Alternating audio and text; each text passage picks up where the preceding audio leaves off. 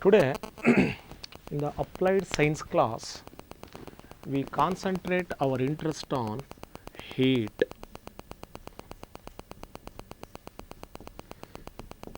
So it is the one of the general concept. Even though we can't see the heat but we can experience the presence of a heat. So in the form of contraction of a matter, expansion of a matter, evaporation, coldness, hotness, in different ways we can experience the presence of a heat. So like that of sound, like that of light, heat is also treated as a matter of energy. Heat is a form of the energy. You can define one of the familiar definition for heat as heat is a form of the energy. At the same time, so without the presence of heat, so our life on the earth may not be a comfortable. So after electrical energy, heat plays a very important role in our routine life. Now when we stay in the midday outside, we feel weather is very hot. So when we come inside and open the door of a refrigerator, so cold waves hits us, we say, so we feel there is a chilled weather. In both the cases, it is a different form of a heat. One gives the sensation of the hotness, another gives the sensation of the coldness. So this sensation, the thermal condition of a body, the thermal condition means hotness or coldness of a body is referred by the name technically as temperature.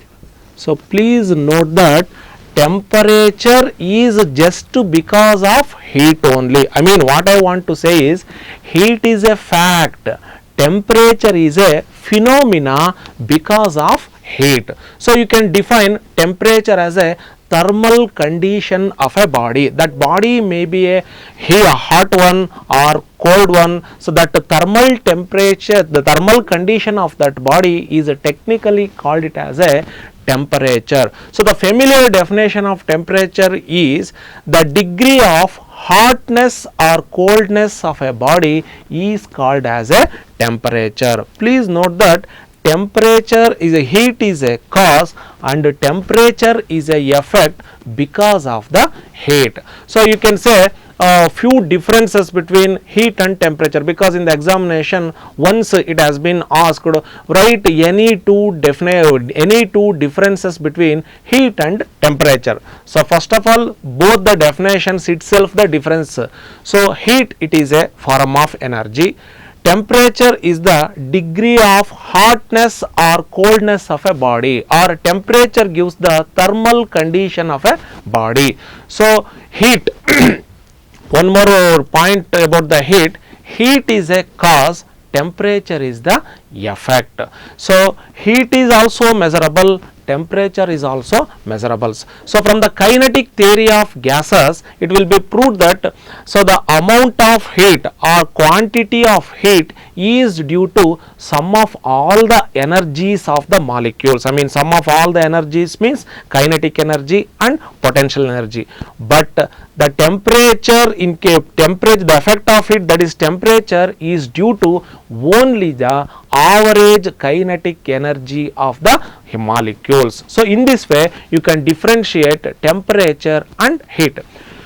If we say that heat is a form of energy, so in all forms, in our SI system, all forms of energy is expressed in terms of a single unit, that is called as a joule. So now how can you define the term joule in case of a heat energy? So it can be defined as amount of heat energy required to rise 1 by 4186 kg of water.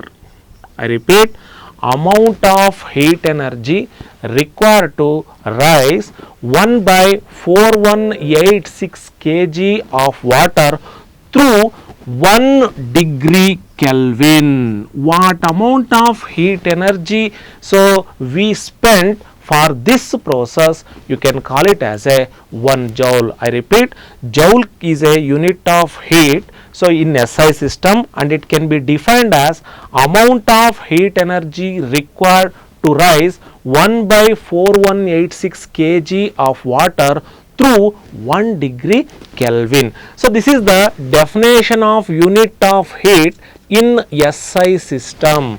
Then you can define unit of heat in CGS system also. What is the unit of heat in CGS system is? It is a calorie.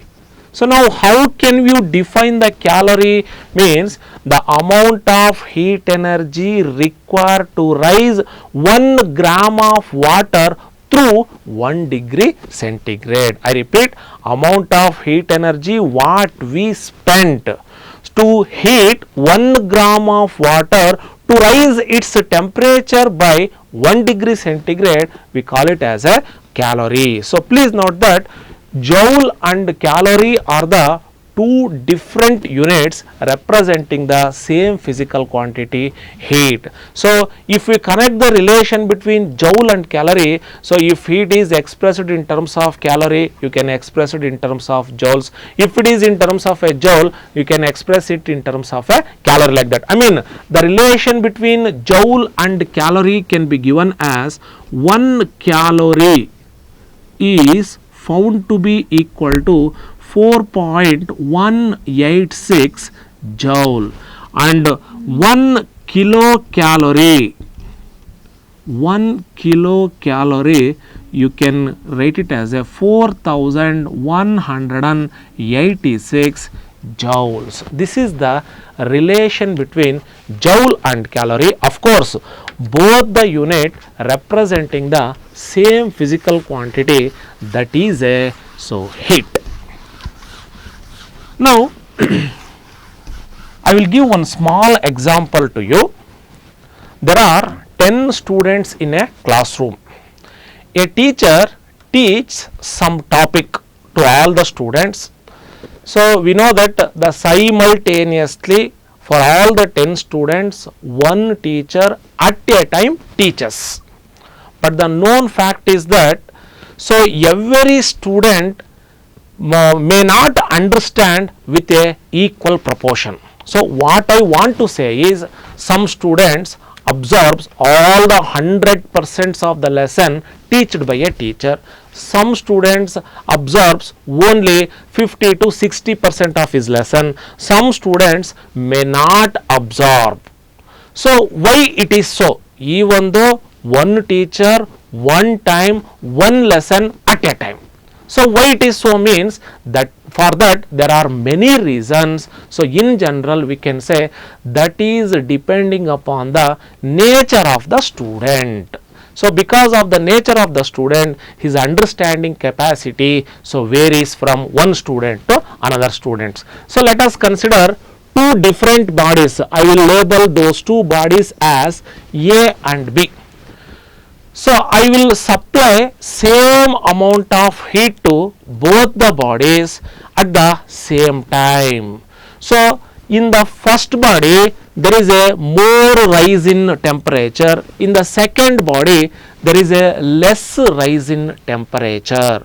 So now the question is, we are supplying the same amount of heat at a time for the two different bodies, so of equal mass. But in one case the temperature is raised more, in another case temperature is not raised. Once again, answer in this case is also that depends upon the nature of the substance. So depending upon the nature of the substance, so the body absorbs the temperature. Depending upon magnitude of absorbs the temperature rises in the body. So this particular particular amount of heat energy required by the body of equal mass is referred by a particular name. It is called as a specific heat of a substance. So, specific heat of a substance is abbreviated by a symbol C. So, how can we define the specific heat of a substance? Means it is the quantity of heat supplied for whom? For a body which has a unit mass. For what purpose we are supplying the energy, heat energy? To rise its unit degree of temperature. I mean, to rise unit degree of temperature for a body having unit mass, what amount of heat energy we spent, that is called as the specific heat of that substance. So, specific heat of a substance is defined as the amount of heat energy required to rise the unit mass, or required to rise the temperature of the unit mass of the substance through unit to degree rise of temperature.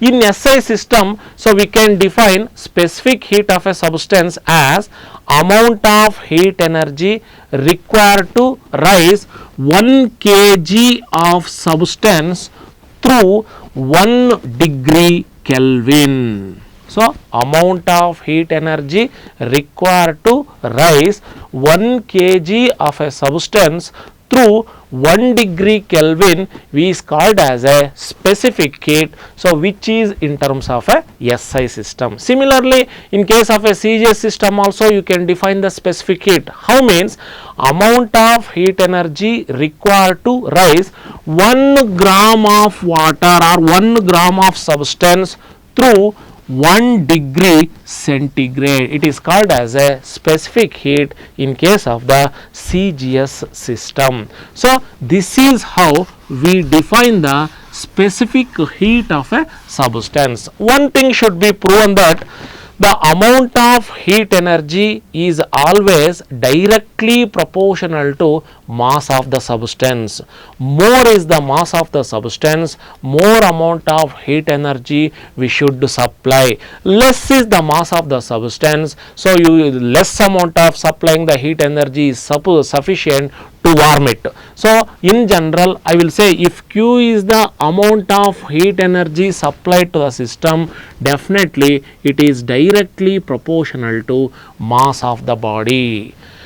So, at the same time, the common sense tells us the rise in the temperature of a body is also directly depend upon the amount of heat energy supplied. So, more is the heat energy supplied, more is the rise in temperature. So, you can say if theta is the rise in temperature, even delta theta can also be abbreviated. So, theta is the rise in the temperature when we supply Q amount of heat energy to the body. So, we can write Q is also directly proportional to theta. I mean, quantity of heat supplied to a system is always directly proportional to its mass and also directly proportional to rise of its temperature.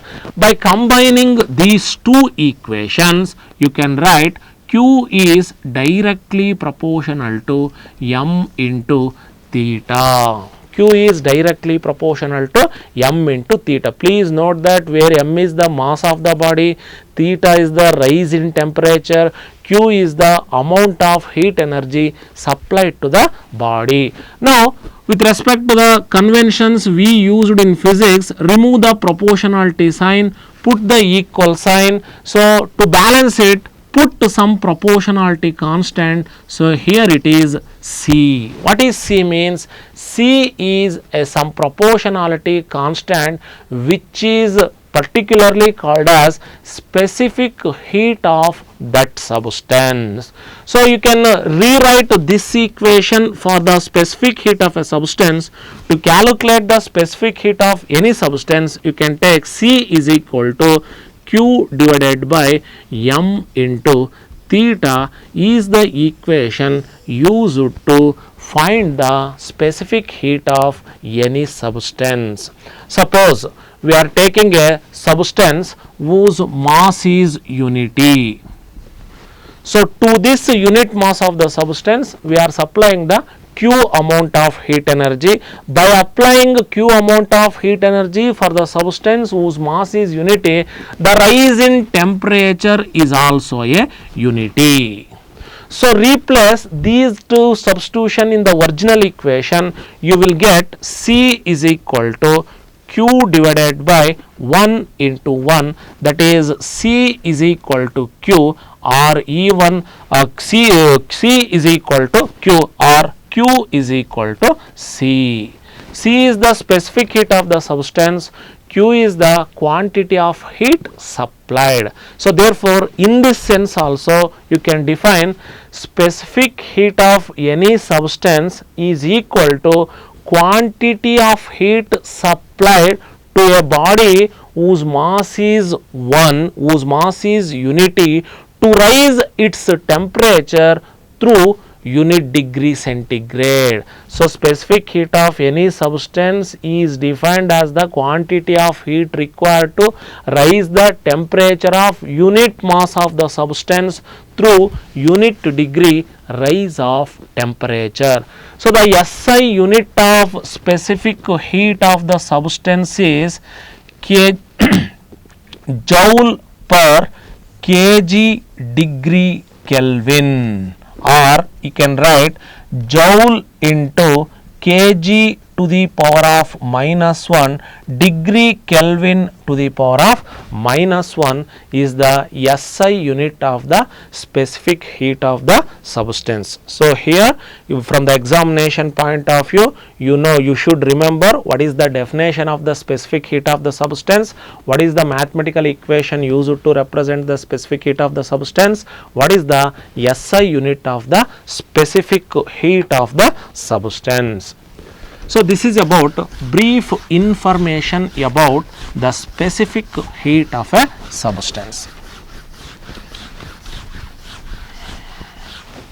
Now, instead of supplying the heat energy to a body of unit mass, so you just supply the heat energy to a body of any mass. I hope you may find the difference. While defining the specific heat of the substance, it is a mandatory that you should consider unit mass of a substance. Here we are considering body of any mass.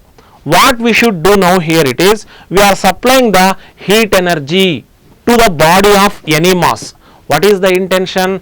The intention is to raise its temperature through 1 degree centigrade, to rise its temperature by unit degree rise of temperature. So, I hope you may differentiate the specific heat of the specific heat of a substance situation and this new situation. There where we are supplying the heat energy, condition is to rise its temperature by unit degree centigrade, the body mass of the body is unity. Here also we are supplying the heat energy. What is the intention? To rise its temperature by unity, but the difference is the mass of the body is not unity but maybe any extent.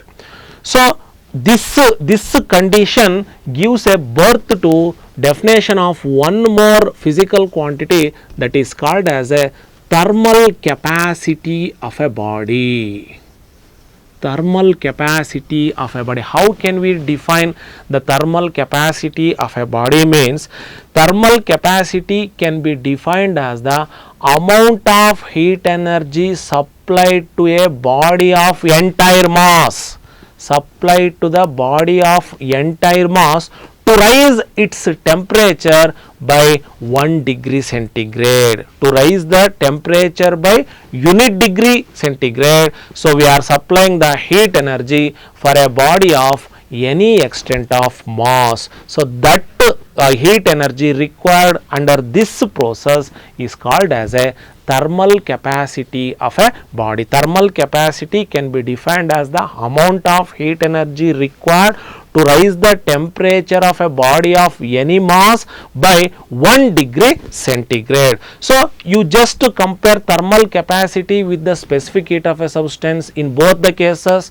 we are supplying the heat energy. In both the cases the intention is raise the temperature by unit degree.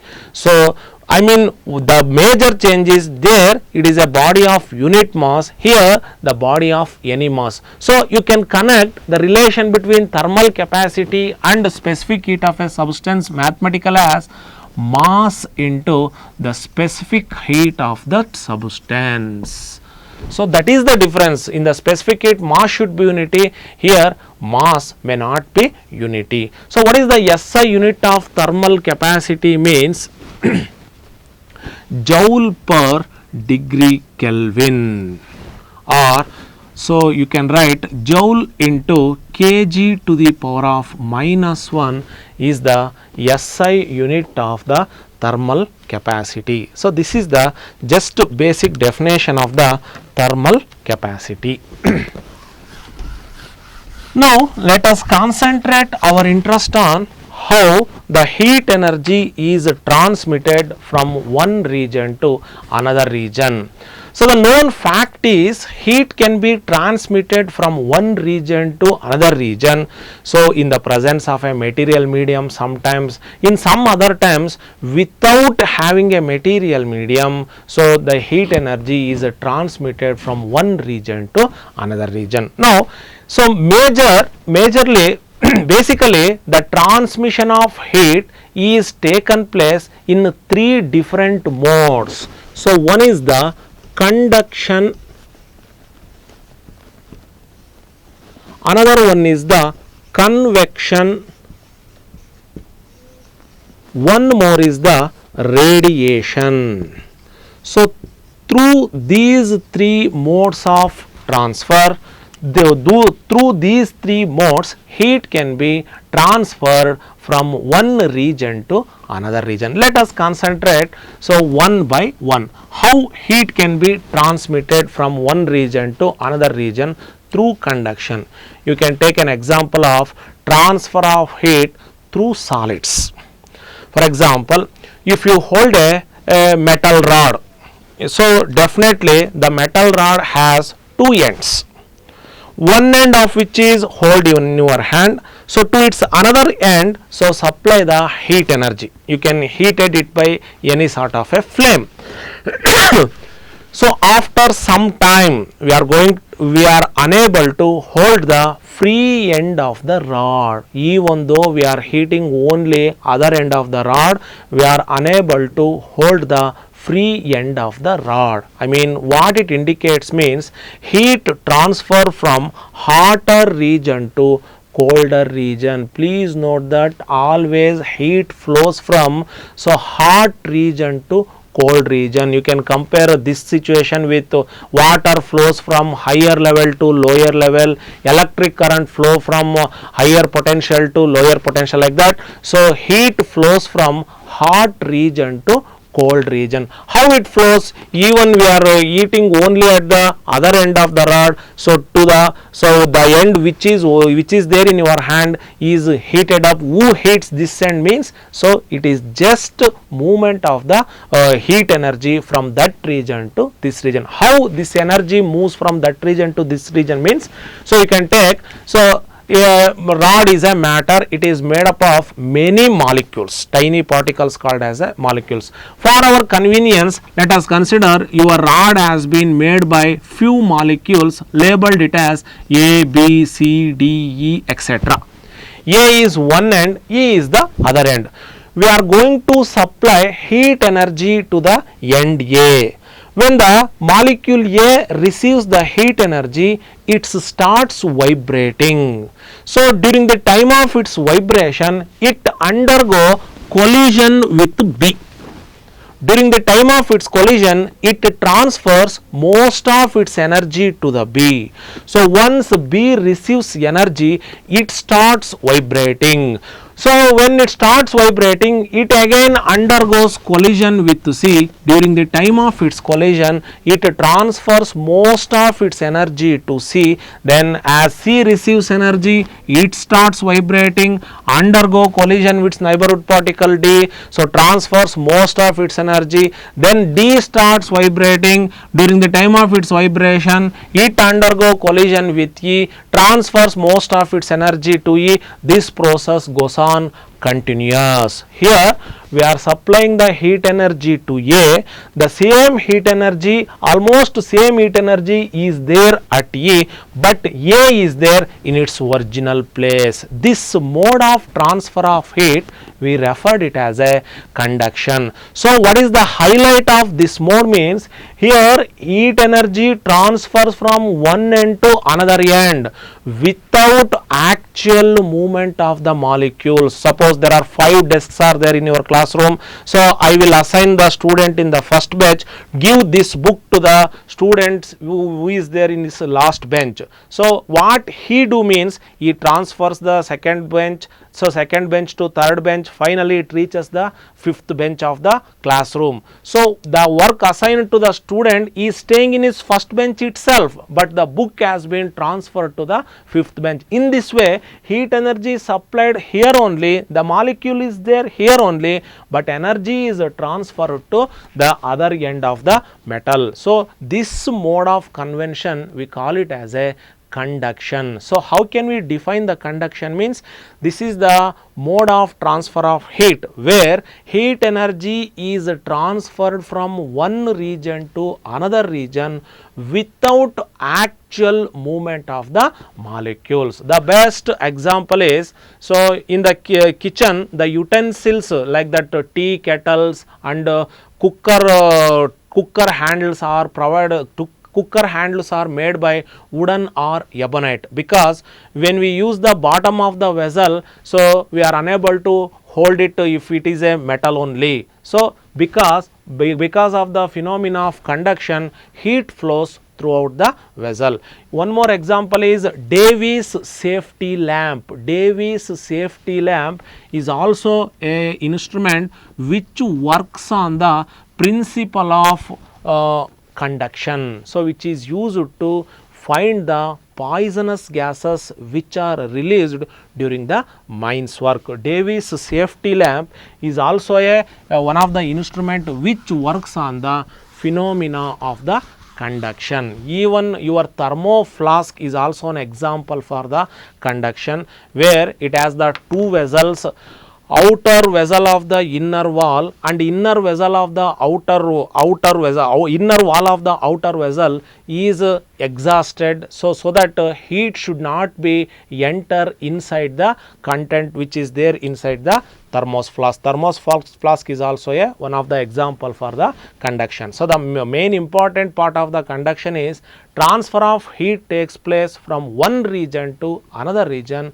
without actual movement of the molecules. Now let us concentrate how heat energy has been transmitted in case of the convection. Here also heat energy is transmitted from one region to another region, but the thing here it is by the actual movement of the molecules.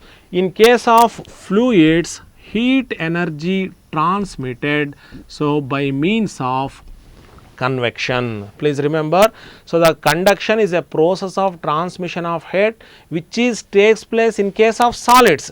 In case of liquids and gases, so the transmission of heat takes place by means of a convection. How the convection takes place how the convection takes place in case of liquids or gases means, I will take one small example. I will consider one container. So that container will be filled by some easily available liquids, say water. So this container is heated by using any sort of the source. So once when it is start to heated, the layer of water which is nearer to this flame becomes warm. Once when the molecules of this this water layer becomes warm, they loses their density. Once they loses their density, they move upside. They start to move upside. So once when they move upside, the layers of water molecules which are there on the upper surface, they becomes heavier when compared to these warm water molecules.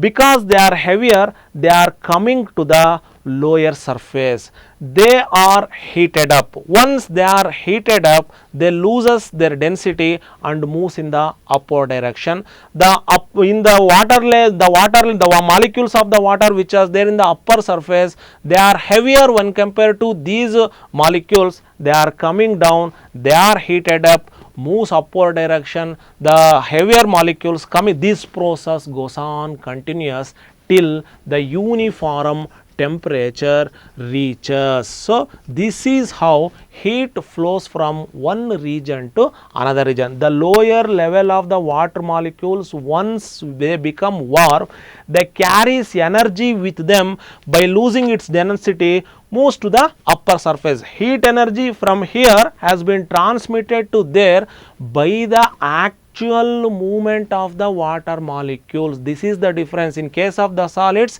heat energy transmitted, but not the actual movement of the molecules. In the case of the convection, here also heat energy transmitted from here to there by the actual movement of the air molecules. So this is the phenomena how the heat energy transmitted from one region to another region by means of a convection. So in case of the convection, heat energy is transmitted from one region to another region by the actual movement of the molecules. So the best example for the phenomena of convection is, you can say, ventilators.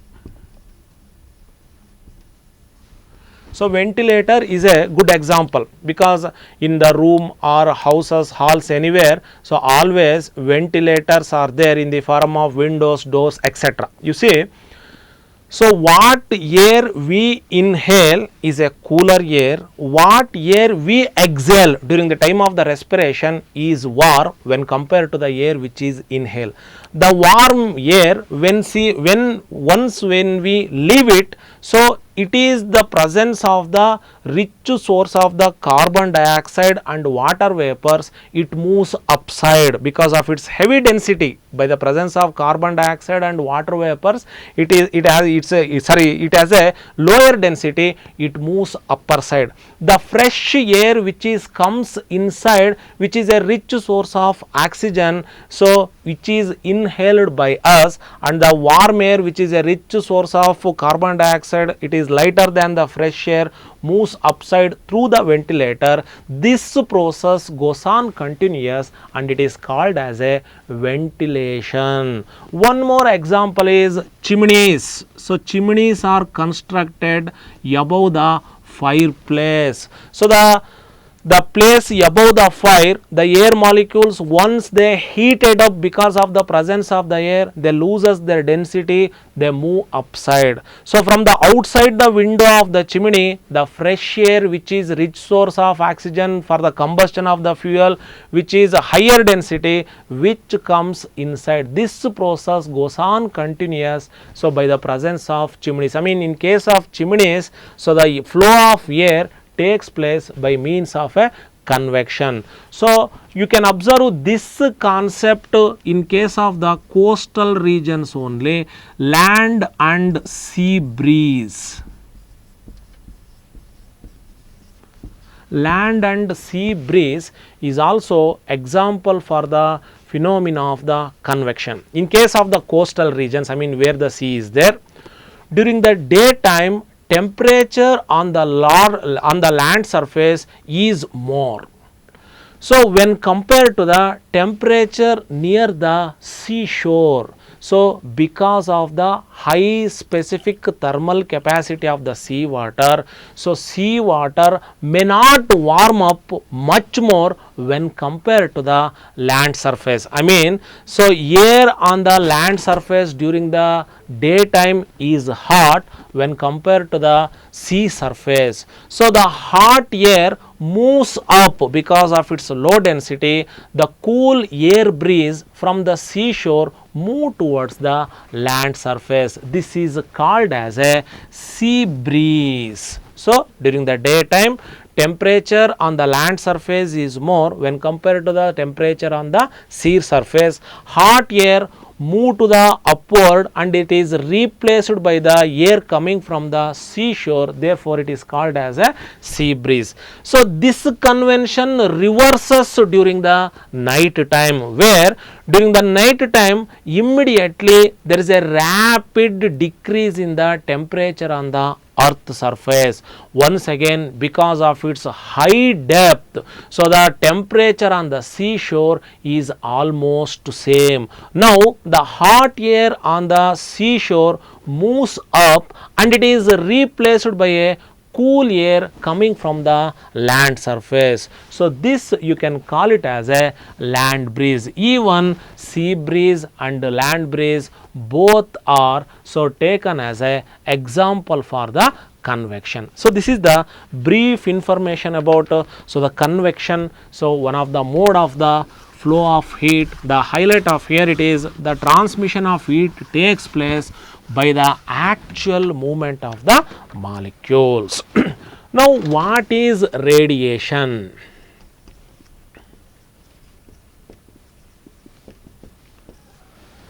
So in cold countries, the rooms are provided with a heater. So room heater is there at one end, the person is there at the other end. Once when the room heater on, after some time the body of that person is also become hot.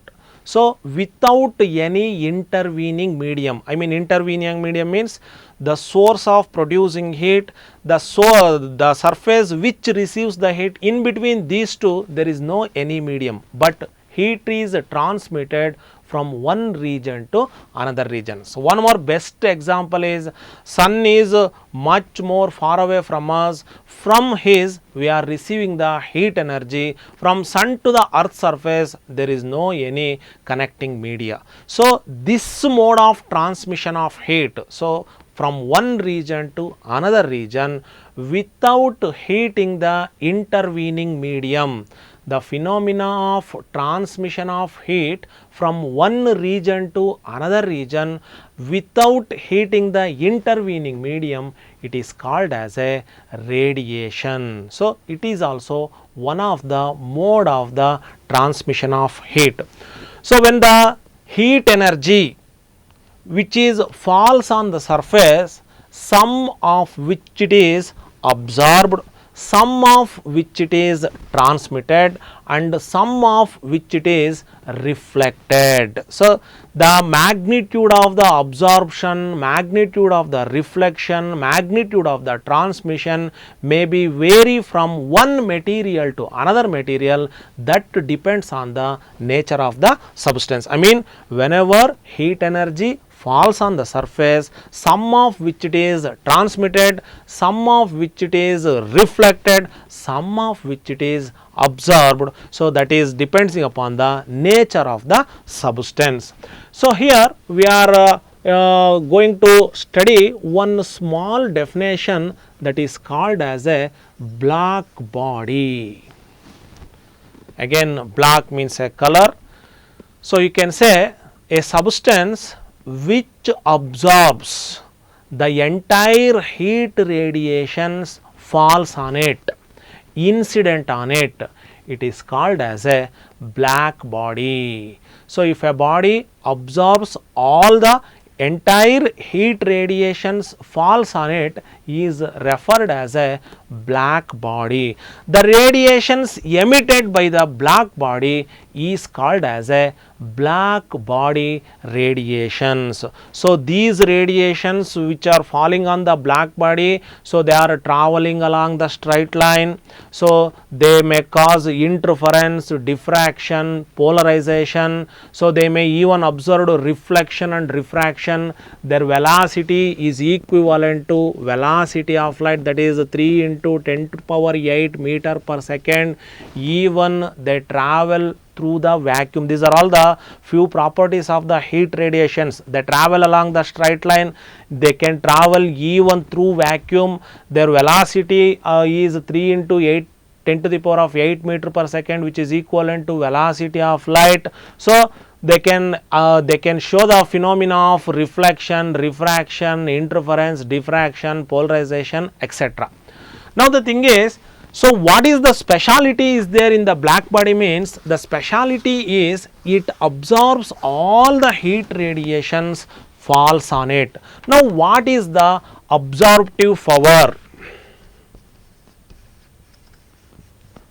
What is the absorptive power? What is the reflective power? What is the emissive power of a surface? So absorptive power of any body can be defined as the ratio from amount of heat energy absorbed by the body to the total amount of heat energy falls on it. I repeat, absorptive power of any body can be defined as a ratio from amount of heat energy absorbed by the body in certain time to the total amount of heat energy incident on the body on the same time. So black body, I mean colored cloths are the good absorbers, but colored cloths are the bad reflectors. I mean you can say the black absorptive power of a black body is equal to 1, or absorptive power of a black body is 100%, because what amount of heat energy falls on the black body, it is absorbed by entire amount. That's why it is called as the that's why the absorptive power of a black body is 1 or 100%. What is the reflective power? Means reflective power of any body or any surface can also be defined as a ratio from amount of heat energy reflected by a body in a allowed time to the total amount of heat energy incident on the body on the same time. So colored cloth, I mean white cloth is a good reflector, polished surface is a good reflector, but black body is a bad reflector. How can you measure emissive power of a surface? Means amount of heat energy emitted per second per unit area surface of a body defines the emissive power. So you can say, so black body is a good absorber and also a good emitter, but black body is a bad reflector. So white cloth or polished surface, it is a bad absorber, but it is a good reflector. In summer we prefer white cloths because it is a good reflector of the heat energy, bad absorber of the heat energy. So aeroplanes usually paint with white color and has a polished surface because they are the good reflector of the heat energy, at the same time bad absorbers of the heat energy. During winter, so we prefer colored cloths because colored cloths are the good absorbers of the heat energy. So this is about brief information of the heat energy. So in the next class we continue our discussion. Thank you.